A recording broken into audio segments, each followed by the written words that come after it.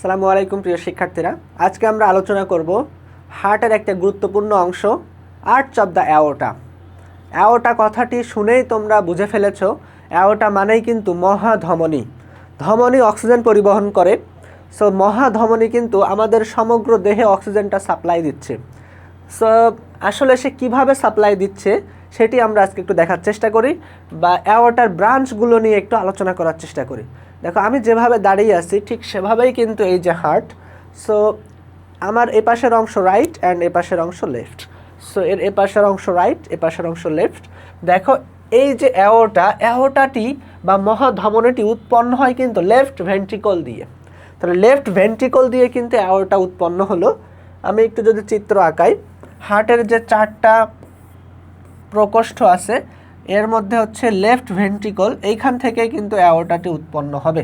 তাহলে left ventricle থেকে অ্যাওর্টাটি বের হলো। মনে রাখবে, হার্ট থেকে যেই বের হোক সে কিন্তু আর্টারি, হার্ট থেকে যেই বের হোক সে হচ্ছে আর্টারি, তাই সে যে রক্তই পরিবহন করুক। আশা করি ব্যাপারটা বুঝছো, হার্ট থেকে যেই বের হবে সে হচ্ছে আর্টারি, তাই সে যে রক্তই পরিবহন করবে। এটা নিয়ে আমরা ডিটেলস আলোচনা করব। তাহলে লেফট ভেন্ট্রিকল থেকে একজন উৎপন্ন হলো বা বের হলো, সো যে বের হলো সেই কিন্তু অ্যাওর্টা এরকম একটি আমাদের এইখানে গিয়ে, অ্যাওর্টা আমাদের স্টারনামের পিছনে গিয়ে বা ম্যানোব্রিয়ামের পেছনে গিয়ে ম্যানোব্রিয়ামের নিচের অংশ দিয়ে একটি বাঁক নিয়েছে। সো এই বাঁকটাকে আমরা বলছি আর্চ। তাহলে বাঁকটাকে আমরা বলবো আর্চ। বায়োলজিতে বাঁক বলতে আমরা আর্চ বুঝি। তাহলে এই যে বাঁক নিয়েছে এর তিনটি শাখা আছে। কয়টি শাখা বললাম? তিনটি শাখা আছে। এই যে এই পাশটা হচ্ছে রাইট অ্যান্ড এই পাশটা হচ্ছে লেফট। তাহলে অ্যাওর্টার তিনটা ব্রাঞ্চ আছে, আর্চ অফ দ্য অ্যাওর্টার তিনটা ব্রাঞ্চ আছে, একটা রাইটে আছে আর দুইটা লেফটে আছে।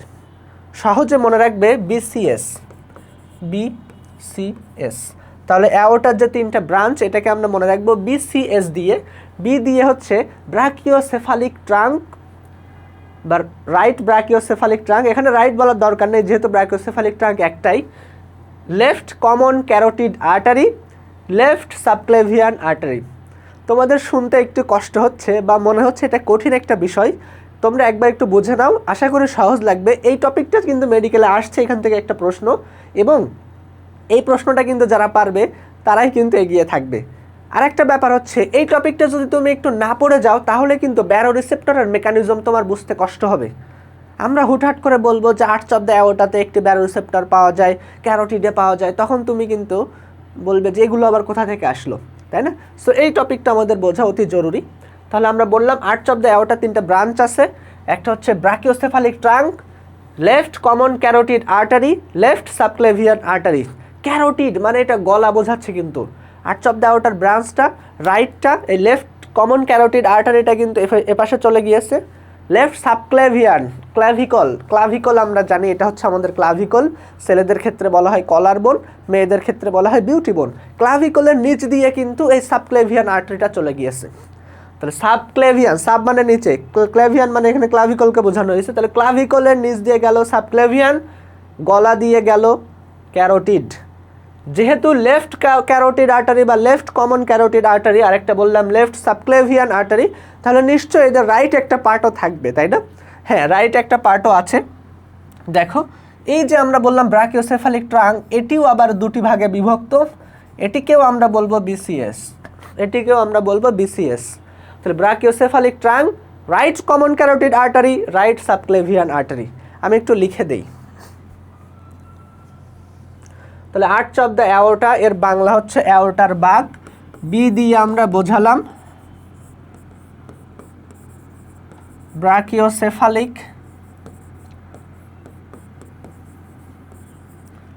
Brachiocephalic trunk. কেন ট্রাঙ্ক বললাম? কারণ এর আবার দুইটা অংশে বিভক্ত হয়েছে। ট্রাঙ্ক মানে একটা দেহ বা প্রকাণ্ড, এই অংশ কাণ্ড।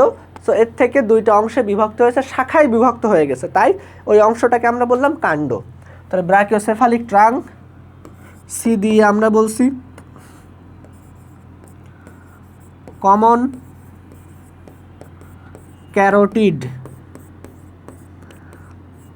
Carotid artery. এস দিয়ে হচ্ছে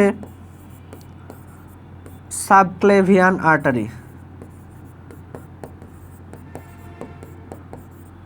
দেখো কমনকে কিন্তু আমরা বাংলায় বলে থাকি অভিন্ন, তাহলে অভিন্ন ক্যারোটিড আর্টারি এই শব্দও তোমরা পেতে পারো, সাবক্লেভিয়ান আর্টারি। তাহলে brachiocephalic trunk, common carotid artery, subclavian artery. মেডিকেলে যে প্রশ্নটা এসেছিল সেটি আমি তোমাদের বলি।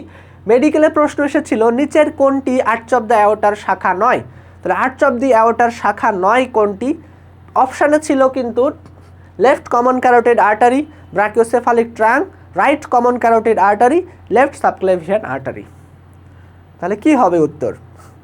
দেখো মেইন শাখা কিন্তু তিনটি, brachiocephalic trunk, left common carotid artery, left subclavian artery. আর রাইট কমন ক্যারোটিড আর রাইট সাবক্লেভিয়ান কিন্তু ব্র্যাকিওসেফালিক ট্রাঙ্কের শাখা। সুতরাং এটি কিন্তু আর্চ অফ দ্য অ্যাওর্টার শাখা নয়, ওটি ব্র্যাকিওসেফালিক ট্রাঙ্কের শাখা। সো রাইট যদি বলে ব্র্যাকিওসেফালিকটা কিন্তু রাইটে থাকবে।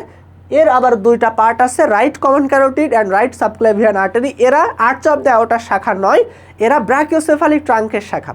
সুতরাং এখানেই কিন্তু ভুলটা হয়ে যাবে, কোনটা রাইট কোনটা লেফট এগুলো কিন্তু ভোলা যাবে না, মনে রাখতে হবে বিসিএস, বিটা হচ্ছে রাইটে, আর সিএস সাবক্লেভিয়ান অ্যান্ড হচ্ছে কমন ক্যারোটিড এটা কিন্তু লেফটে। ঠিক আছে, আশা করি তোমরা ব্যাপারটা বুঝছো। ডিটেলসগুলো আমরা এরপরে আরও শিখবো, তখন তোমরা আরও ক্লিয়ার হয়ে যাবে ব্যাপারগুলো।